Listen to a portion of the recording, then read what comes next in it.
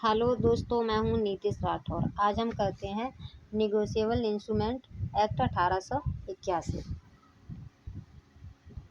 ये act number 26 है। Act number 26 है।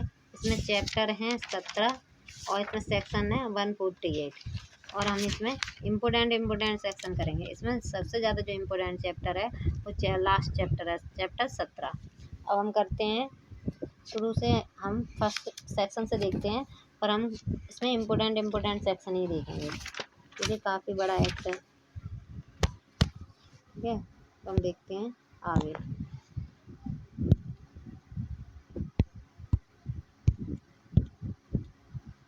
इसमें दे रखा है, उद्देश्य में दे रखा है वचन पत्रों, विनिमय पत्रों तथा चेकों से संबंधित विधिक को परिभाषित और संशोधित करने के लिए। तो ये क्यों बनाया था, तो ये बता रहा है वचन पत्र जो प्रोमिसरी नोट थे और जो बिल ऑफ एक्सचेंज है और जो चेक है, उनसे संबंधित जो विधि है उसे परिभाषित करने के लिए और अमेंडमेंट करने के लिए बनाया गया था।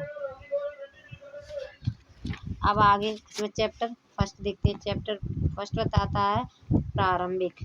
अब आ जाता है सेक्शन फर्स्ट। सेक्शन फर्स्ट कहता है शॉर्ट टाइटल के बारे में बताता है। तो ये पहले कह रहा है चैप्टर वो सेक्शन फर्स्ट, यह अधिनियम पराक्रम लिखित अधिनियम 1881 कहा जाएगा। तो क्या कहा जाएगा, जो पराक्रम लिखित अधिनियम 1881 कहा जाएगा, ये बता दिया।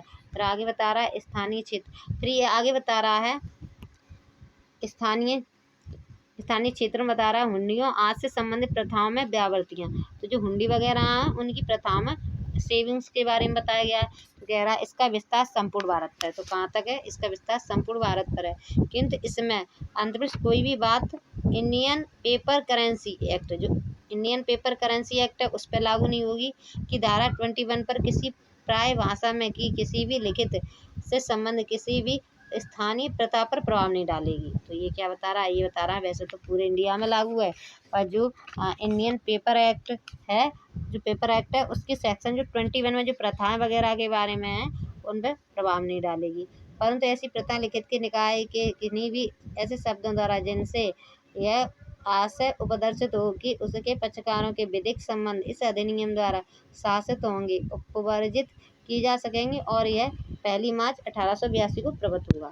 तो लागू कब से होगा, लागू ये 1 मार्च 1882 को लागू होगा। और बन के कब तैयार हुआ था, 9 दिसंबर 1881 को। ठीक है, तो ये कब बना था, 9 दिसंबर 1881 को।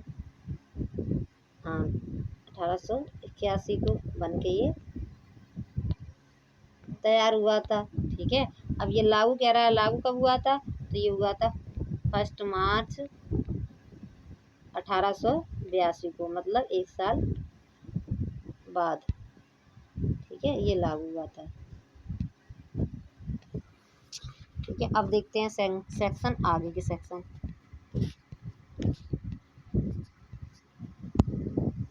तो जो सेक्शन 2 है वो रिपील है। ठीक है, अब जाते हैं हम सेक्शन थर्ड। सेक्शन जो थर्ड है उसमें केवल एक डेफिनेशन दे रखी है और वो भी दे रखी है बैंकर। तो बैंकर कौन है, बैंकर कौन है, बैंकर के बारे में बताया गया है। तो ये कहता है बैंकर के अंतर्गत बैंकर के तौर पर कार्य करने वाला व्यक्ति भी है बैंकर में, और जो डाक बचत बैंक खाता भी आता है। तो इसमें कौन कौन आएगा, तो ये कह रहा है बैंकर के अंतर्गत बैंकर के तौर पर कार्य करने वाला कोई भी व्यक्ति और कोई भी डाकघर बचत बैंक आता है। दो चीज़ें हो गई, या तो जो बैंकर के रूप में कार्य कर रहा हो वो व्यक्ति आएगा, या फिर डाकघर बचत बैंक भी आएगा इसके अंतर्गत। अब आ जाते हैं हम चैप्टर 2। चैप्टर 2 बताता है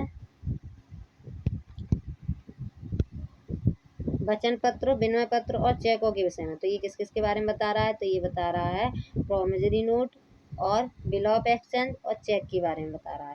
इसमें पहला सेक्शन आ जाता है, ये बताता है वचन पत्र के बारे में, प्रोमिसरी नोट के बारे में।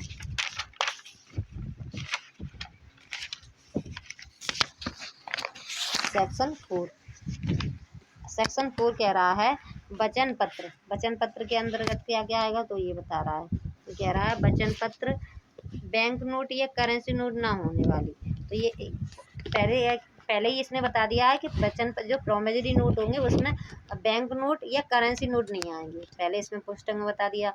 फिर इसे पढ़ते हैं अंदर, तो ये कह रहा है वचन पत्र ऐसी लेखबद्ध लिखित हैं, मतलब ऐसे लिखित हैं जिसमें एक निश्चित व्यक्ति को या उसके अनुसार या उस लिखित के वाहक को धन की एक निश्चित राशि संदत्त करने का उसके रचयिता द्वारा हस्ताक्षरित सशर्त वचन अंतर्विष्ट है।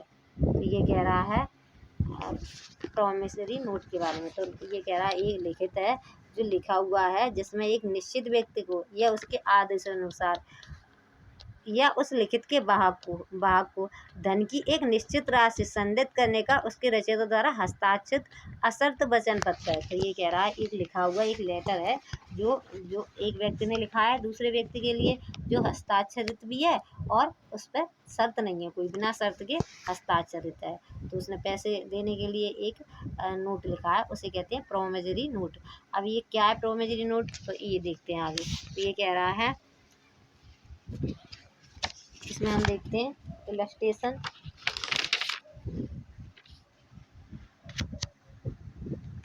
तो इसमें पहला कह रहा मैं बी को या उसके आदेशानुसार, या तो बी को या आदेशानुसार 500 रुपये संदत करने का वचन देता हूँ। तो उसने वचन दिया है, उसने प्रॉमिस कर रहा है, तो ये हो गया प्रोमिसरी नोट। कोई व्यक्ति है बिना शर्त के कोई वचन देता है और लिख कर दे रहा है, ठीक है। वो कह रहा है मैं बी को या उसके आदेशानुसार 500 रुपये संदत करने का वचन देता हूँ। तो ये क्या हो गया, ये हो गया प्रोमिसरी नोट। अब आ जाते हैं हम सेक्शन 5 में। सेक्शन 5 बताता है बिल ऑफ एक्सचेंज के बारे में।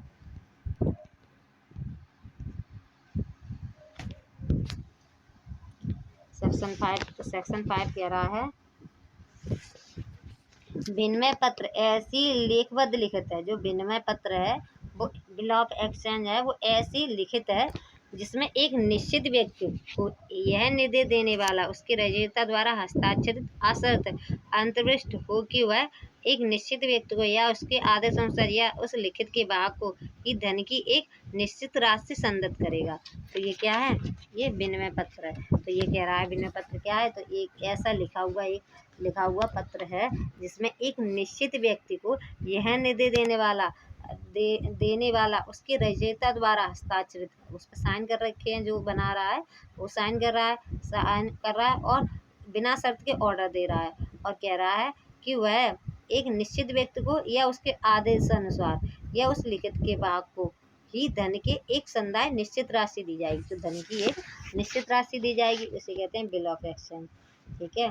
तो बिल ऑफ एक्सचेंज बता रहा है 5 में। बिल ऑफ एक्सचेंज का बता रहा है 5 में। तो बिल ऑफ एक्सचेंज कैसी लिखित है, तो बिल ऑफ एक्सचेंज ऐसी लिखित है जिसमें एक निश्चित व्यक्ति को यह निर्देश देने वाला या उससे रचयिता द्वारा हस्ताक्षरित असर्त आदेश अंतर्विष्ट हो कि वह एक निश्चित व्यक्ति को या उसके आदेशानुसार या उस लिखित के वाहक को ही धन की एक निश्चित राशि देगा। तो ये क्या हो गया हमारा, ये हो गया बिल ऑफ एक्सचेंज। अब आ जाते आगे बताता है चेक के बारे में। ये सिर्फ ये पूछता है कि कौन सा सेक्शन 5 में क्या है और सेक्शन 4 में क्या है और सेक्शन 6 में क्या है, तो ये ज़्यादातर पूछता है। अब हम देखते हैं चेक क्या है। तो ये कह रहा है चेक एक ऐसा विनिमय पत्र है। अब चेक क्या है, चेक भी एक ऐसा विनिमय पत्र है जो विनिर्दिष्ट बैंकर पर लिखा गया है। तो ये किसने लिखा है, जो बैंकर ने लिखा है, ठीक है। तो ये कह रहा है चेक एक ऐसा विनिमय पत्र है जो विनिर्दिष्ट बैंकर पर लिखा गया है और उसका मांग पत्र से अन्यथा देय होना अव्यक्त नहीं है, ठीक है। और उसके अंतर्गत संक्षिप्त चेक का इलेक्ट्रॉन प्रारूप और इलेक्ट्रॉनिक रूप भी चेक है। तो ये जो हम लोग चेक वगैरह यूज करते हैं ना, उसके बारे में ही बता रहा है। तो ये क्या बता रहा है कि ये कह रहा है बिल ऑफ एक्स जो चेक है वो ऐसा एक विनिमय पत्र है, ऐसा प्रोमिसरी नोट है जो तो हम देख रहे थे चेक के बारे में। चेक क्या है, तो ये कह रहा है, एक मिनट, ये कह रहा है चेक सेक्शन 6 कह रहा है चेक ऐसा एक विनिमय पत्र है, चेक एक ऐसा बिल ऑफ एक्सचेंज है जो विनिर्दिष्ट बैंकर पर लिखा गया है। तो ये किसने लिखा है, बैंक कार्ड पर लिखा गया है और बैंक द्वारा, ठीक है, और उसकी मांग पर से अन्यथा देय होना अव्यक्त नहीं है, ठीक है, और उसके अंतर्गत संक्षिप्त चेक का इलेक्ट्रॉन प्रतिरूप और इलेक्ट्रॉन रूप में चेक भी है। तो इसमें दो तरह के चेक और हैं, एक संक्षिप्त चेक और एक इलेक्ट्रॉन रूप का चेक, दोनों चेक इसमें इंक्लूड हैं। ये बता दिया हमारा।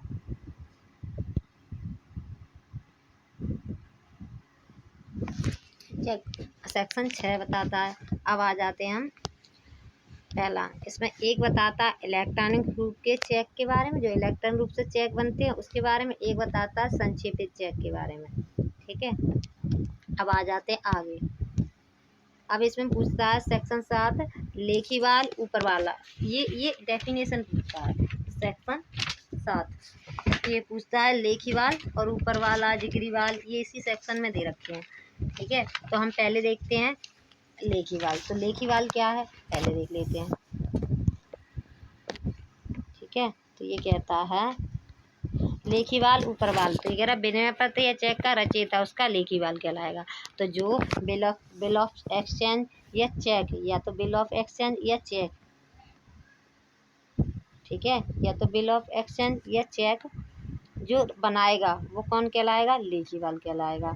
और अब ये कह रहा है संदाय करने के लिए अंतर्विष्ट निर्दिष्ट व्यक्ति ऊपर वाला कहलाएगा। तो ऊपर वाला कौन होगा, जो संदाय के लिए निर्दिष्ट हो, नियुक्त किया गया हो, संदाय के लिए नियुक्त किया गया हो, उसे हम क्या मानेंगे, उसे ऊपर वाला मानेंगे, ठीक है। अब आ जाते हैं जिगरीवाल।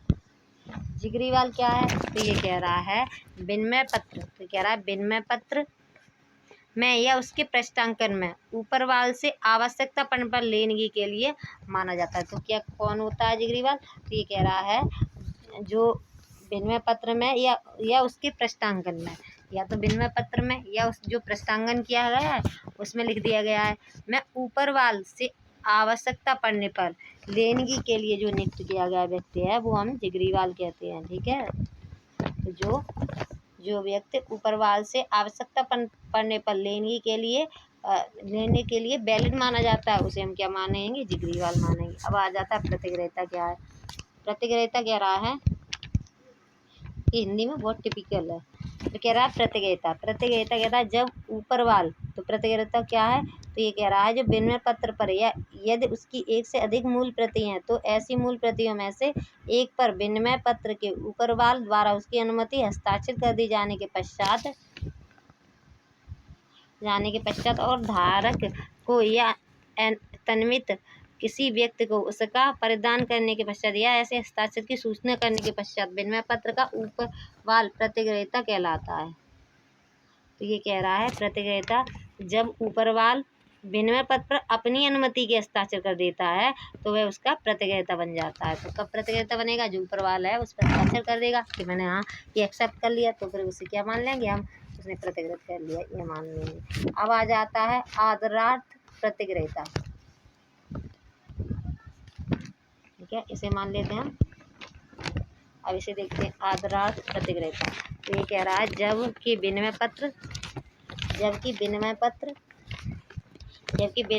प्रतिग्रहण के लिए या बेहतर प्रतिभूति के लिए टिप्पणी या प्रसाक्षित हो गया है और लेखीवाल या उसके पृष्ठांकों में से किसी के अनादर उसे कोई व्यक्ति प्रसाक्षाधीन प्रतिग्रहित करता है तो ऐसा व्यक्ति आदरार्थ प्रतिग्रहिता कहलाता है,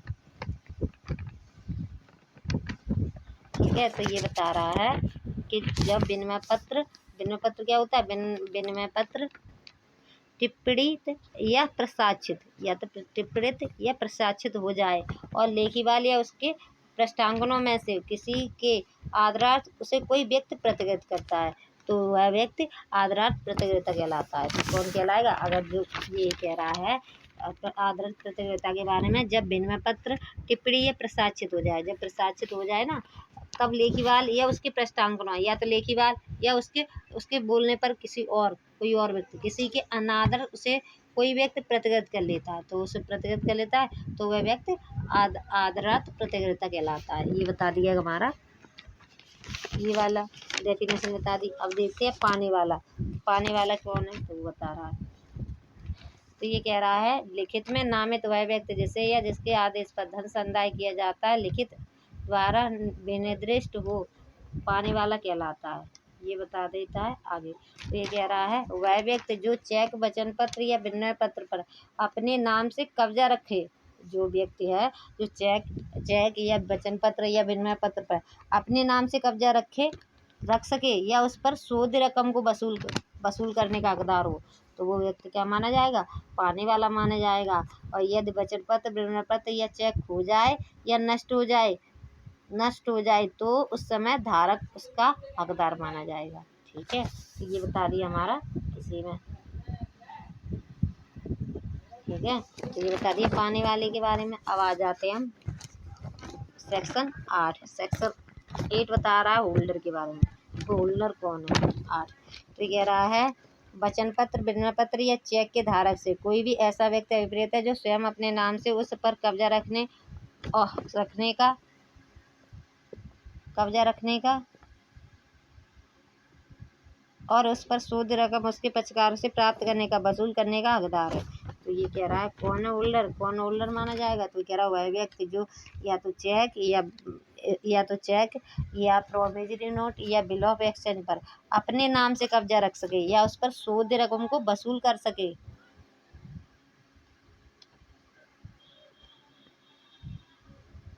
ठीक है, सूद रकम वसूल करने का हकदार हो।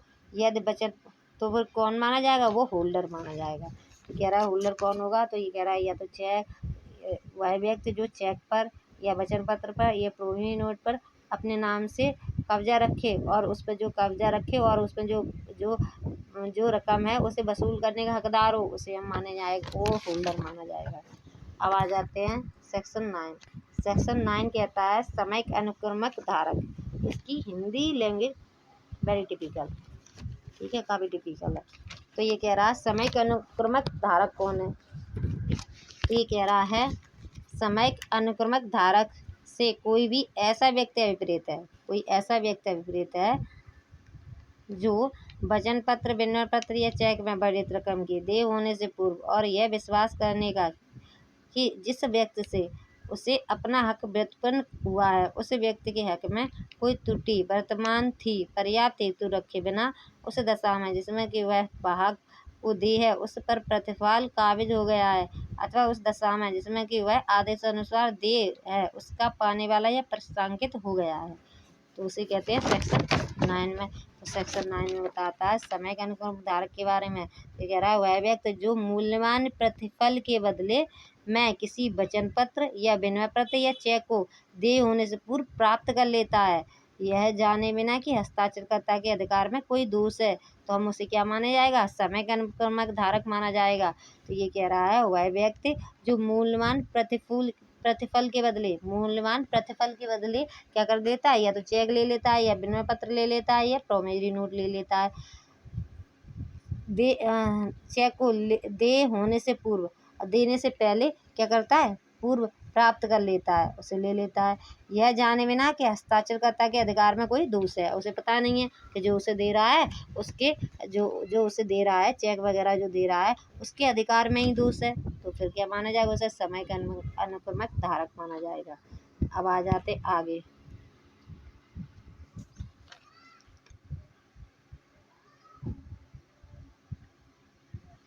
अब आ जाता है समयिक अनुक्रम में संदाय। समयिक अनुक्रम में संदाय अभी बता रहे थे समयिक अनुक्रमक धारक, ठीक है। अब बता रहा है समयिक अनुक्रम में संदाय कैसे किया जाएगा उसके बारे में बता रहा है। तो ये कह रहा है समय के अनुक्रम में संदाय में लिखित पर कब्जा रखने वाला व्यक्ति को उस लिखित के प्रकट शब्दों के अनुसार सद्भावना पूर्वक और अपेक्षा किए बिना ऐसी परिस्थितियों में किया गया संदाय अभिप्रेत है जिससे यह विश्वास करने के लिए युक्त आधार नहीं पैदा होता है कि वह उसमें वर्णित रकम का संदाय पाने का हकदार नहीं है।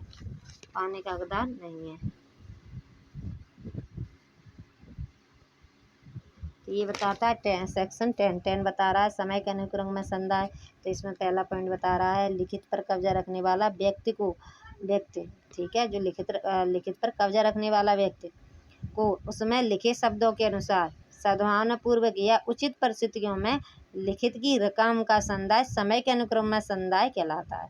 अगर समय के अनुक्रम में अगर सामयिक अनुक्रम में संदाय कहलाता है। तो ये बता दिया सेक्शन 10। तो सेक्शन 10 बताता है सामयिक अनुक्रम में संदाय के बारे में। तो कह रहा है कोई लिखित पर कब्जा रखने वाले व्यक्ति को उसमें लिखे शब्दों के अनुसार सद्भावना पूर्व उचित परिस्थितियों में उसने क्या कर दिया, उसने लिखित की रकम का संदाय कर दिया किसी व्यक्ति को, तो इसे बोला जाता है सामयिक अनुक्रम में संदाय। ठीक है, उसने ये अब उसे क्या पता कि इसके अधिकार में दोष था या नहीं था, उसने क्या कर दिया, उसने सामयिक अनुक्रम में संदाय कर दिया। अब आ जाते हैं सेक्शन 11। ये बताता है अंतर्देशीय लिखित। अंतर्देशीय लिखित का क्या है, तो कह रहा भारत में लिखित या रचित और में दे किया गया या में निवासी किसी व्यक्ति पर लिखित वचन पत्र, विनय पत्र या चेक अंतर्देशीय लिखित समझा जाएगा। तो अंतर्देशीय लिखित क्या है, जो भारत के अंदर जो किए गए हैं वो अंतर्देशीय लिखित है। अब 12 में बता रहा है विदेशी लिखित के बारे में। तो विदेशी लिखित क्या है, तो कह रहा ऐसी कोई लिखित जो ऐसे लिखित रचित या दे रचित नहीं है, विदेशी लिखित समझे जाएंगे। ठीक है, अब आ जाता है पराक्रम्य लिखित। अब इसे कहते हैं हम पराक्रम्य लिखित। सेक्शन 13।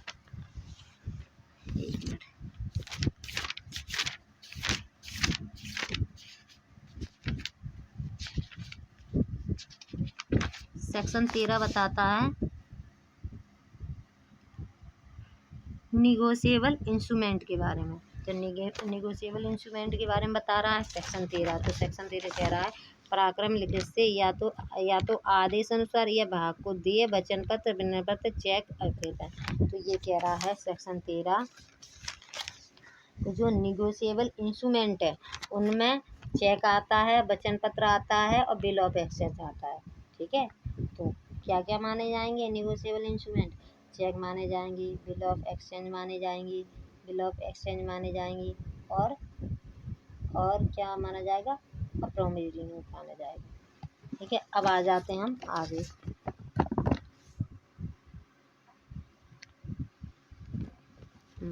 तो ये कह रहा है पराक्रम लिखित में ये बता दिया। अब इसमें आगे दे रखा है, अब आगे इसमें क्लॉज 2 दे रखा है। क्लॉज 2 कह रहा है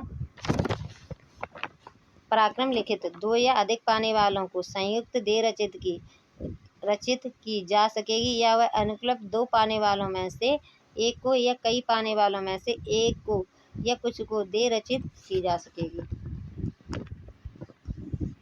तो ये बता रहा है क्लॉज 2 2 पाने वालों में से एक को या कई पाने वालों में से एक को या कुछ को दे रचित की जा सकेगी। तो क्या करे जा सकेगी, जो ये बैंक या प्रोमिसरी नोट है या चेक है, तो 2 पाने वालों में से एक को या कई पाने वालों में से एक को या कुछ को दे की जा सकेगी, तो दिया जा सकेगा, बस ये बता रहा है।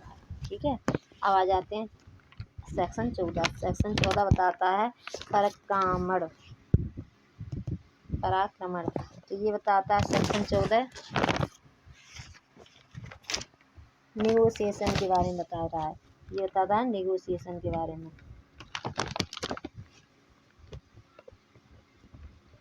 तो पराक्रमण तो ये कहता है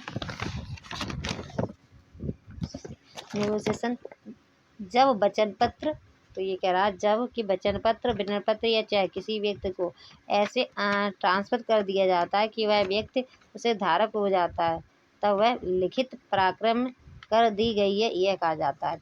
तो ये कह रहा है जब वचन पत्र, विनय पत्र या चाहे किसी व्यक्ति को ऐसे ट्रांसफर कर दिया जाए कि वह व्यक्ति उसका धारक बन जाए, तो उस लिखित का पराक्रमण हो जाता है। तो कब हो जाता है कि जो व्यक्ति को ट्रांसफर किया गया है उसे ट्रांसफर कर दिया जाए और वो होल्डर बन जाए, तो उस लिखित का ये मान लिया जाएगा कि निगोशिएशन कर दिया गया है।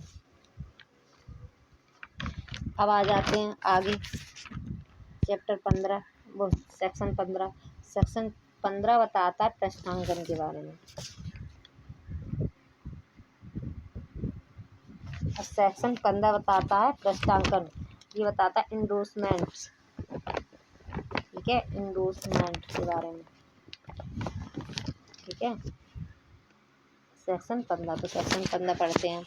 ये कहता है जबकि पराक्रम लिखित का रचयिता या धारक ऐसे रचयिता के रूप में हस्ताक्षर करने से अन्यथा पराक्रमण के प्रयोजन के लिए उसके पृष्ठ पर या मुख भाग पर या उससे उपाबद्ध कागज की पर्ची पर हस्ताक्षर करता है या पराक्रम लिखित के रूप में पूर्ति किए जाने के लिए आश्रित स्टाम्प पत्र पर उसी प्रयोजन के लिए ऐसे हस्ताक्षर करता है, तब यह कहा जाता है कि वह उसे पृष्ठांकित करता है और वह पृष्ठांकन कहलाता है।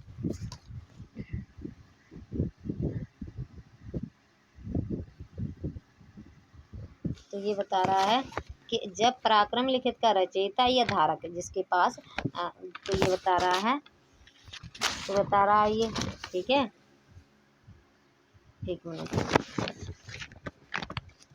हाँ, तो पृष्ठांकन के में बता रहा है जब पराक्रम लिखित का रचयिता या धारक उस लिखित पर हस्ताक्षर के अलावा, अगर हस्ताक्षर के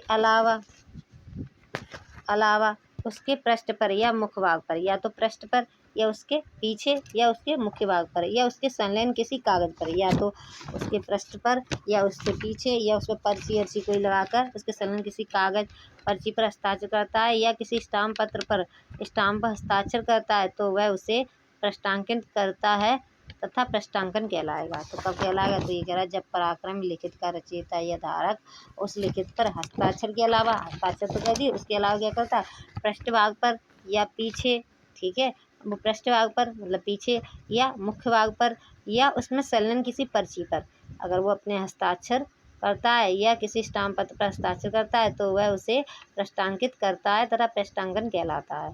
ये बता दिया 15 में। अब आ जाता है 16 कह रहा है,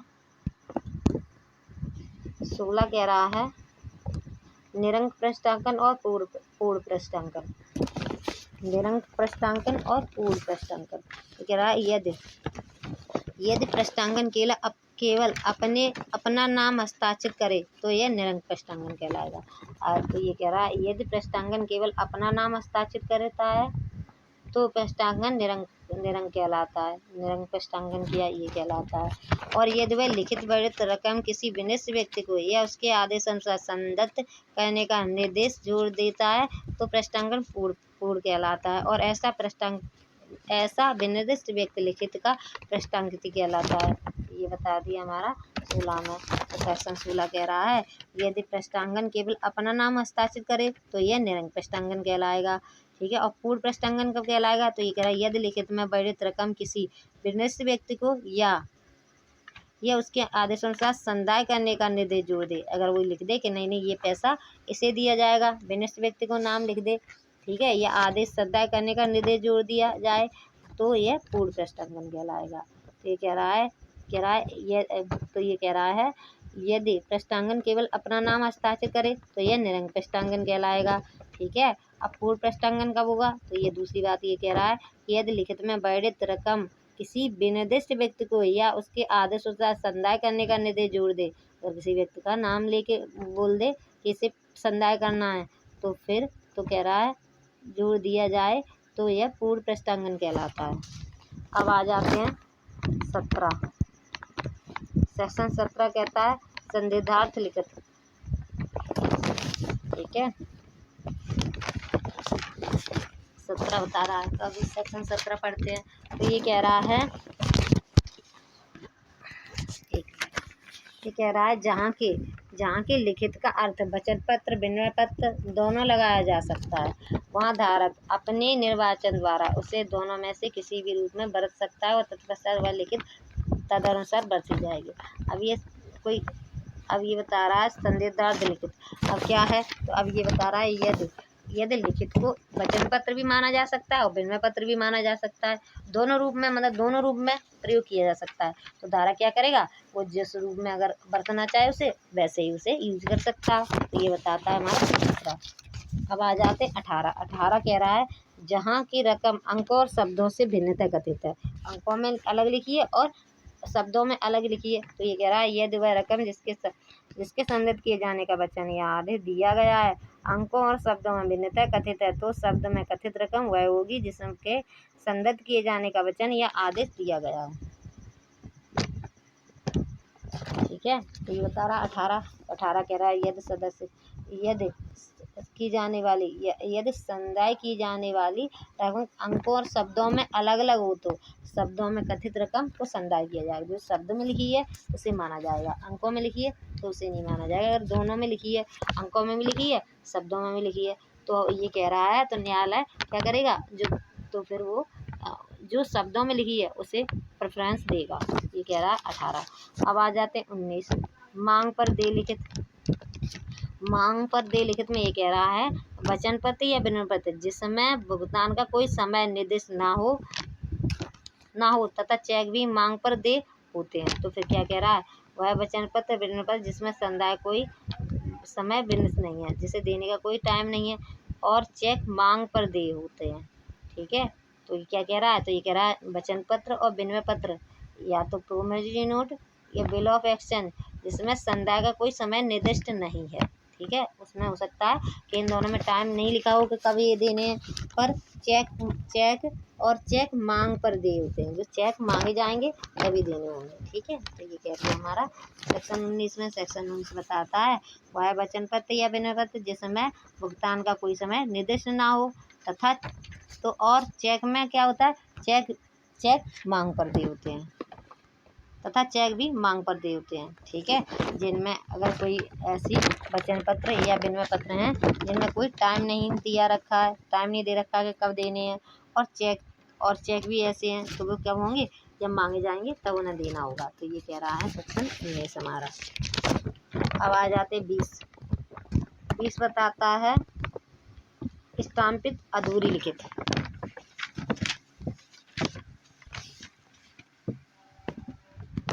तो ये बताता है स्टाम्पित अधूरी लिखित के बारे में बताता है। तो ये कह रहा है ऐसी लिखित, तो स्टाम्पित अधूरी लिखित में आता है जहाँ की एक व्यक्ति पराक्रम लिखित संबंधी तस्मय प्रबद्ध विधि के अनुसार स्टाम्पित और या तो पूर्णतः निरंक या उस पर अपूर्तित पराक्रम लिखित लिखकर कोई कागज हस्ताक्षर करता है और किसी दूसरे को परिदत्त कर देता है, जहाँ वह उसके धारक को तद्वारा यह प्रथम दृष्टया प्राधिकार देता है कि वह किसी भी रकम के लिए जो उसमें मिनिस्ट हो और उस रकम से अधिक ना हो जिसके लिए वह स्टाम्प पर्याप्त है, पराक्रम लिखित उस पर यथास्थित रच ले या पूर्ण कर ले। ऐसा हस्ताक्षर करने वाला व्यक्ति अपनी उस हैसियत में जिसमें उसने उस पर हस्ताक्षर किया किसी भी समय के अनुक्रमक धारक के प्रति ऐसी रकम के लिए ऐसी लिखित प्रदायी होगा, परंतु समय के अनुक्रम धारक से भिन्न कोई भी व्यक्ति लिखित प्रदत्त करने वाला व्यक्ति से उस रकम से अधिक कुछ वसूल न करेगा जो उसके द्वारा तदधीन संदत्त की जाने के लिए आश्रित है।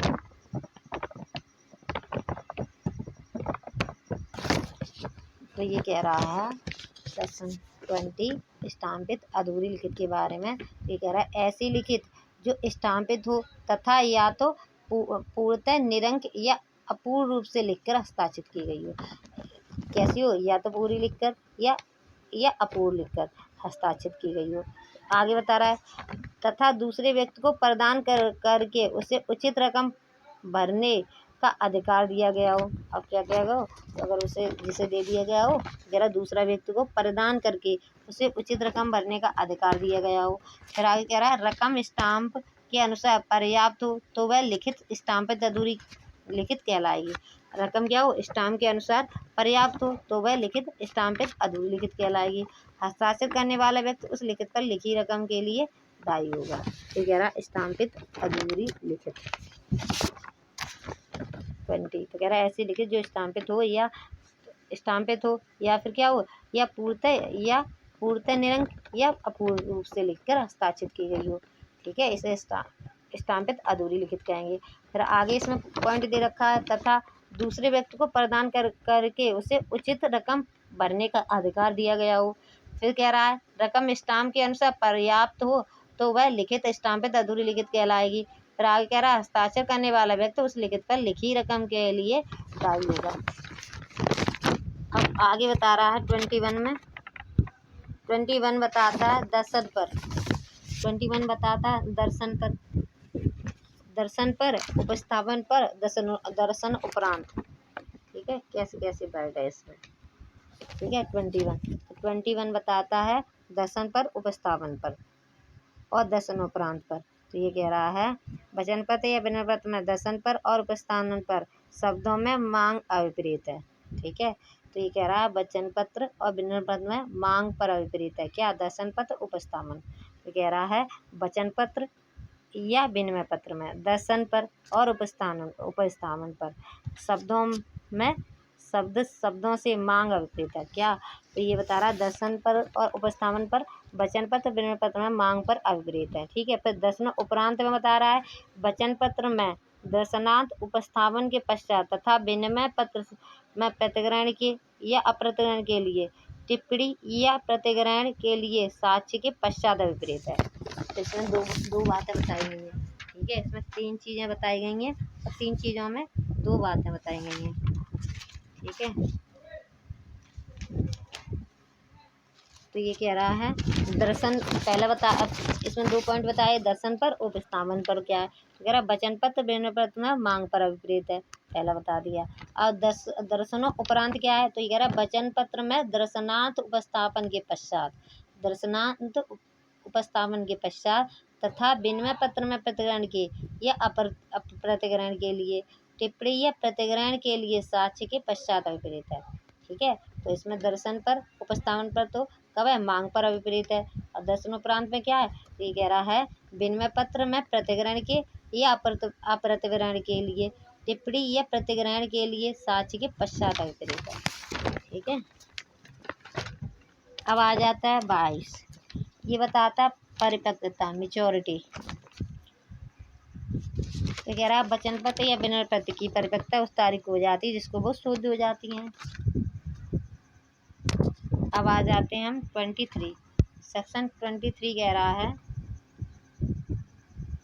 एक मिनट, सेक्शन 23 कह रहा है जो विनिमय पत्र या वचन पत्र तारीख या दर्शन से इतने मास के पश्चात दे हैं उसकी परिपक्वता की गणना। ये कह रहा है, ऐसे पढ़ देते हैं, उस तारीख की गणना करने में जिसको वह वचन पत्र विनिमय पत्र जो ऐसे रचित की वह तारीख या दर्शन से निश्चित मासों की संख्या किसी निश्चित घटना के पश्चात दे है परिपक्व हो जाता है। ठीक है, तो ये कह रहा है वचन पत्र या विनिमय पत्र जो लिखने की तारीख से कई मास पश्चात दे है उस तारीख के तीसरे दिन परिपक्व हो जाएगा। ठीक है, तो ये बता दिया, इसी में बता दिया है। ठीक है,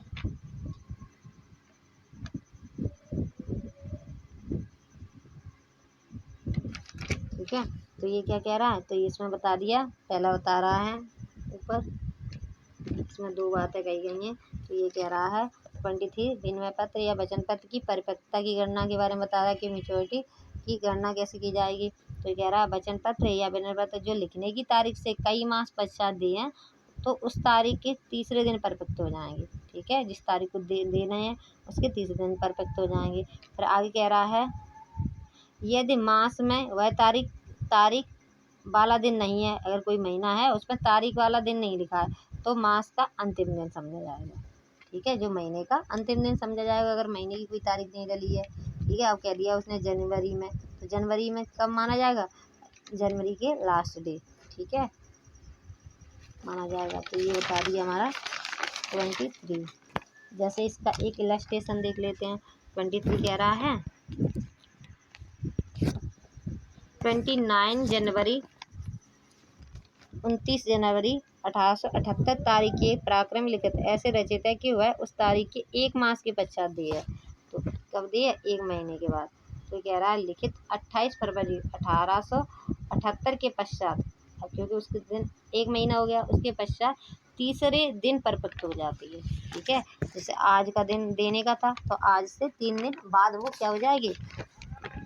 आज के 3 दिन बाद परिपक्व हो जाती है। अब आ जाते हैं आगे। 24 कह रहा है 24 कह रहा है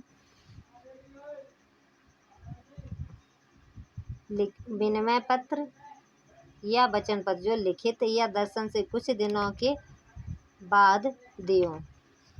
ठीक है, तो ये कह रहा है जो विनिमय पत्र या वचन तारीख या दर्शन से इतने दिनों के पश्चात दिए हैं उसकी परिपक्वता की गणना। कब वो मेच्योर हो जाएंगे। तो कह रहा उस तारीख की गणना करने में उसका वह वचन पत्र व्यंजन पत्र जो ऐसे रचित है कि वह तारीख से या दर्शन से या किसी निश्चित घटना से घटना से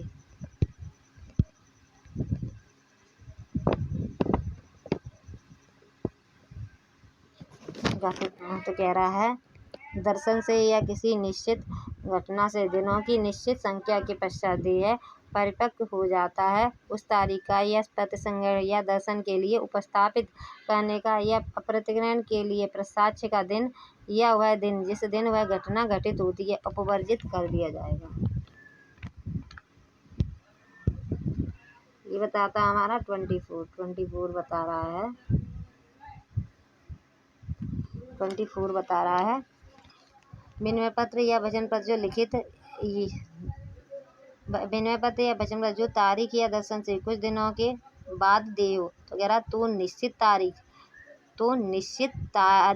दर्शन या निश्चित घटना या किसी निश्चित दिन के बाद दे हो तो कब होगा। तो कह रहा तो निश्चित तारीख दर्शन या निश्चित घटना घटित होने के अगले दिन परिपक्व हो जाएगी। अगर कोई घटना पे आधारित है, कोई विनिमय पत्र या वचन पत्र है जो या तो कोई तारीख है या कोई दर्शन है या कोई घटना पर है कि ये ऐसा हो जाए तो ये परिपक्व हो जाएगी। तो ये कह रहा है अगर ऐसे कोई आधारित है तो निश्चित तारीख पर दर्शन या निश्चित घटना या किसी निश्चित दिनों के बाद दे हो तो निश्चित तारीख दर्शन या निश्चित घटना घटित होने के अगले दिन परिपक्व हो जाएगी। ठीक है। अब किसी से तुमने कह दिया कि ऐसा हो गया तो मैं ये काम कर दूंगा, तो फिर कब होगा।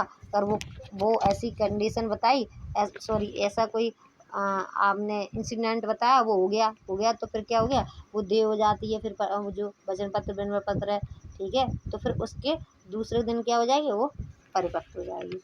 अब आ जाते हैं सेक्शन 25 बताता है जब कि परिपक्वता का दिन अवकाश दिन है। अगर कोई मेच्योरिटी का दिन बताया गया उस दिन क्या है, कोई छुट्टी का दिन है तो कब होगी।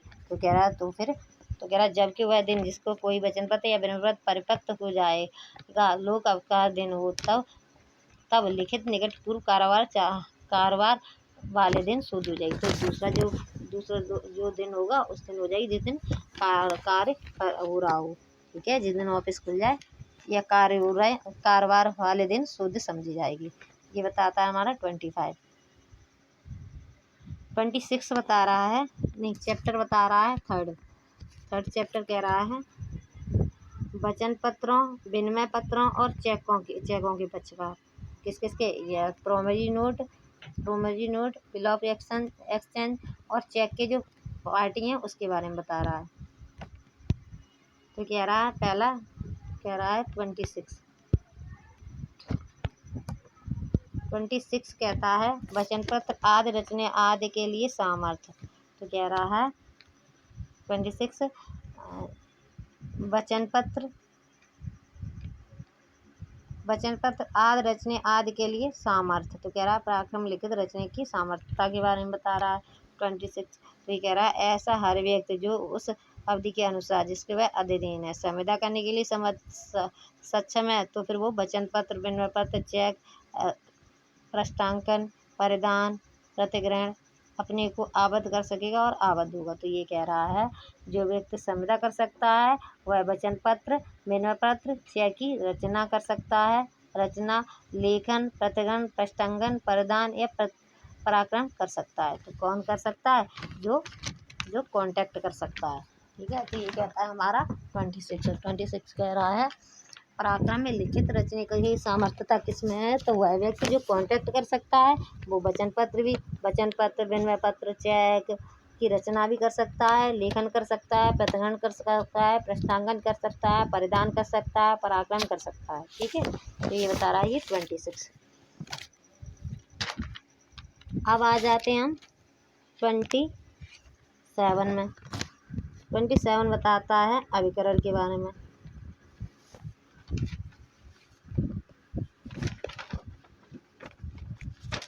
27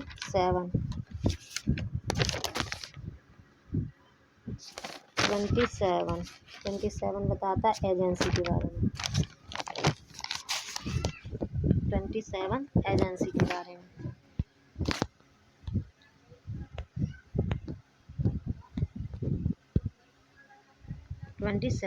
अभिकरण। ऐसा हर व्यक्ति जो अपने को आबद्ध करने के लिए या आबद्ध होने के लिए इस प्रकार समर्थ है और जैसा धारा 26 में वर्णित है, समय के रूप में से ऐसा प्राधिकृत अभिकर्ता द्वारा अपने आप को आबद्ध कर सकेगा या आबद्ध हो सकेगा जो उसके नाम में काम कर रहा है।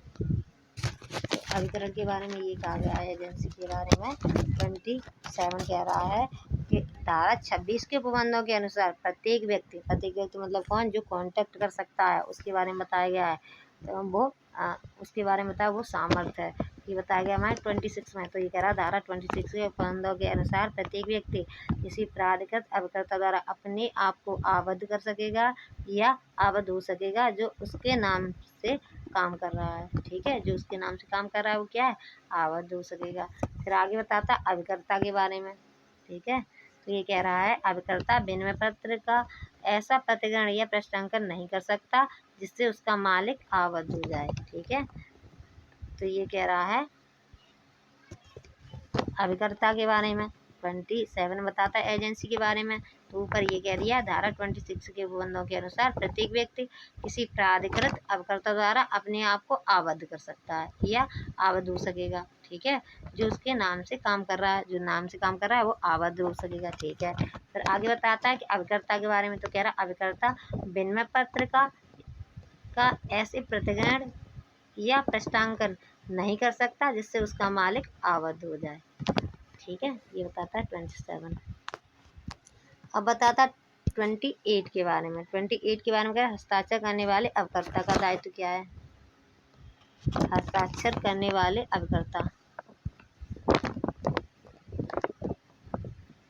हस्ताक्षर करने वाले अभिकर्ता का दायित्व क्या है ये बताता है 28 में। तो ये कह रहा है वह अभिकर्ता जो किसी वचन पत्र, विनिमय पत्र या चेक पर अपना नाम उस पर यह उपदर्शित किए बिना कि वह अभिकर्ता की हैसियत से हस्ताक्षर कर रहा है या यह कि उसका शासक अतएव द्वारा व्यक्तिक उत्तरदायित्व अवगत करने का नहीं है, हस्ताक्षर करता है, वह उस लिखित पर व्यक्तिगत रूप में दायी है, किंतु वह उन लोगों के प्रति ऐसे दायी नहीं है जिन्होंने उसे इस विश्वास पर हस्ताक्षर करने के लिए उत्प्रेरित किया है कि केवल मालिक ही दायी ठहराया जाए।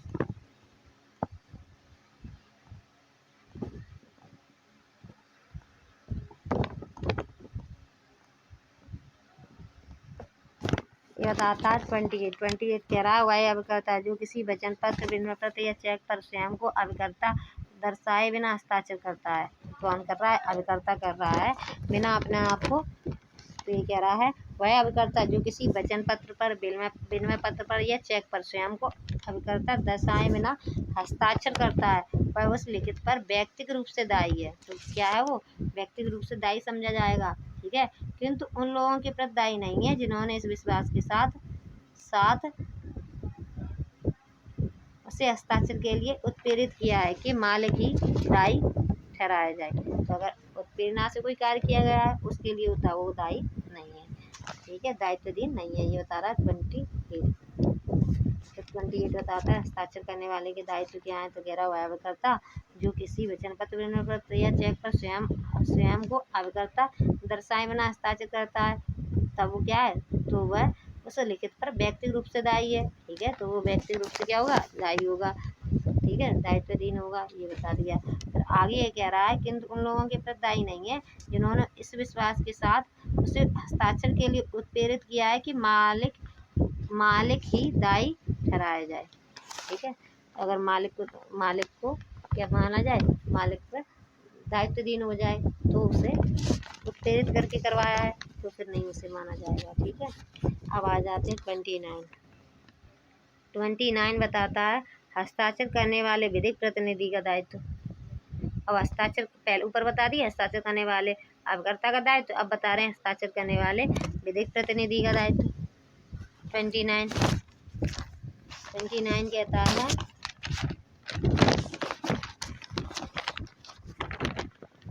मृतक व्यक्ति को जो विधिक प्रतिनिधि वचन पत्र, विनिमय पत्र या चेक पर अपना नाम हस्ताक्षर करता हुआ उस पर व्यक्तिगत रूप से दायी है जब तक कि वह अपना दायित्व अपनी उस हैसियत में उसे प्राप्त आस्तियों के विस्तार तक अव्यक्त पर सीमित ना कर ले।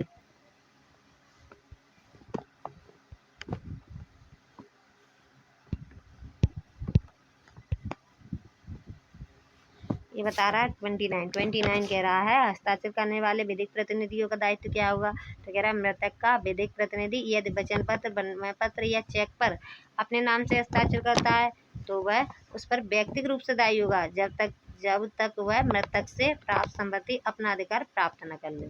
कब तक दायी होगा? जब तक वह अपना अधिकार प्राप्त न कर ले। ठीक है, बता दे 28 में बता रहा था हस्ताक्षर करने वाले अभिकर्ता का दायित्व बता रहा था, फिर हस्ताक्षर करने वाले विधिक प्रतिनिधि का दायित्व बता दिया। अब आगे बता रहा है लेखीवाल का दायित्व क्या है, ये बताता है सेक्शन आगे का। तो कह रहा है विनिमय पत्र या चेक या लेखीवाल उसके ऊपर वाले या पत्रकर्ता द्वारा, ये ज़्यादा इम्पोर्टेंट नहीं है।